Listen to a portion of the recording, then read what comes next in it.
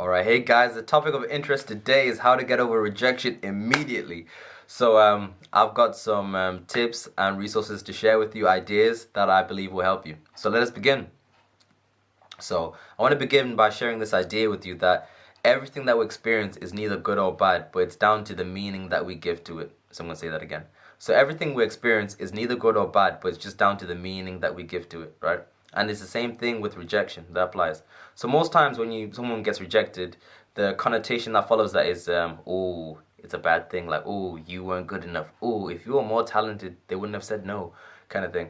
So the connotations behind rejection is always a bad thing, but it's not necessarily a bad thing. It's neither good or bad. It's just what you label the experience to be. It's just the meaning you give to the rejection that makes it either painful or a pleasurable experience. So let me give you an example.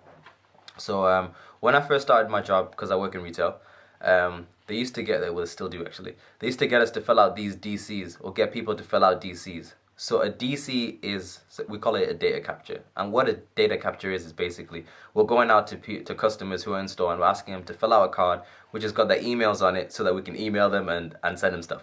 That's all it was, right? So when I joined the store, we had a target of hitting 5 a day. So everybody had to get 5 DCs a day. And that was awful when I started. So when I was asking people would be saying no, like, no, I don't want to do it.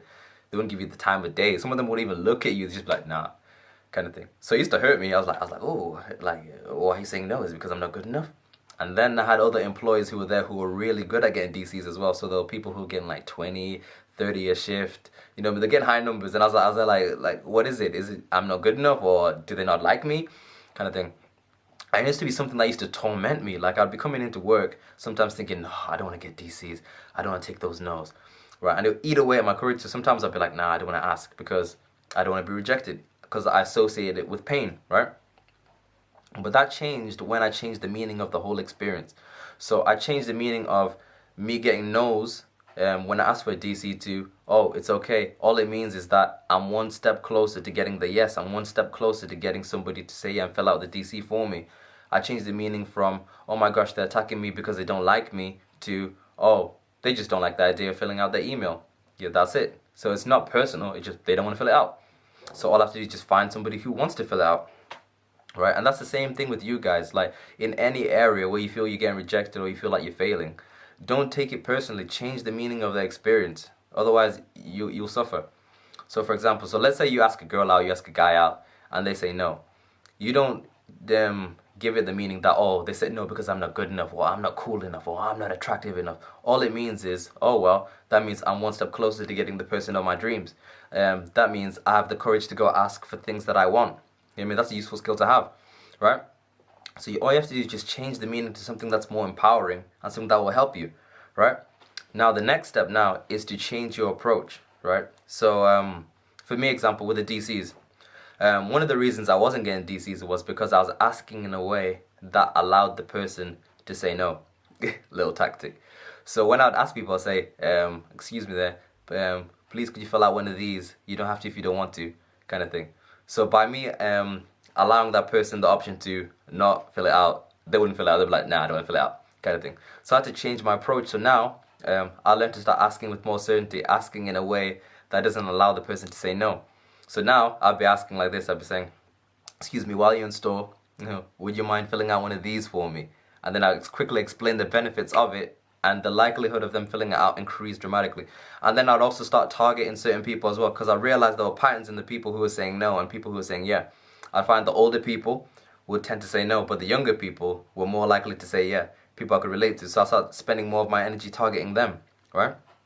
So it's the same thing with you guys as well. So in any area where you feel you're not succeeding, or in any area where you feel you keep failing over and over again, all you have to do now is change the meaning of the experience and then change your approach to find a way to get the result that you want, right? So, for example, if you're in the gym and you're busy working out and you're trying to lose weight and you're not losing weight, change the thing that you're doing. Like, say if you used it for a period of time and it's not working, change what you're doing. So maybe you need to change your diet. Maybe you need to change the workout intensity, change the exercises that you're doing to get the result that you want, right? So we need to manage it, right? If you're approaching girls and they keep saying no to you, maybe it's because you're coming across in a creepy way. Maybe you need to change that. Maybe you need to work on yourself in one particular area and change that, right?